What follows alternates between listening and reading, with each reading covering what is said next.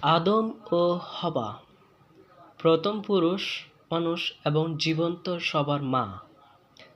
সৃষ্টির ষষ্ঠ দিনে ঈশ্বরের সৃষ্ট জগৎ খুবই সুন্দর দেখাচ্ছিল। মাঠ ছিল সবুজ আর সবুজে ভরা, চারিদিক ফুলে ফলে সাজানো। বনে জঙ্গল সহ সব জায়গায় পশু পাখির কলকাকলি। আহা, কি সুন্দর! কিন্তু পৃথিবীর কোথাও কোনো মানুষ ছিল না। ছিল না ঘরবাড়ি, ক্ষেত খামার, শহর বন্দর, গাছতলায় কোনো ছেলে মেয়েদের খেলতে দেখা যেত না। পৃথিবী তখন নারী ও পুরুষের আনন্দ উপভোগের জন্য প্রস্তুত ছিল।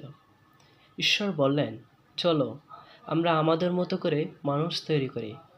তার জীবন থাকবে এবং সে পৃথিবীর সব কিছু দেখাশোনা করবে। এরপর ঈশ্বর পৃথিবী থেকে কিছু মাটি নিলেন আর তা দিয়ে একজন পুরুষ মানুষ বানালেন। তিনি ফু দিয়ে তাতে প্রাণ দিলেন। এতে মানুষ জীবন্ত প্রাণী হলো। ঈশ্বর এই প্রথম পুরুষ মানুষটির নাম রাখলেন আদম। মানুষের বাসস্থান তৈরি করার জন্য ঈশ্বর এদেন দেশে একটা সুন্দর বাগান তৈরি করলেন। সেখানে ছিল মিষ্টি জলের নদী, যা একদিক থেকে আরেক দিকে বয়ে গেছে। আদমকে বলা হলো যেন এই বাগানের দেখাশোনা করেন। এরপর ঈশ্বর সব পশু পাখিকে আদমের সামনে নিয়ে আসলেন যেন তিনি তাদের প্রত্যেকটার নাম দেন।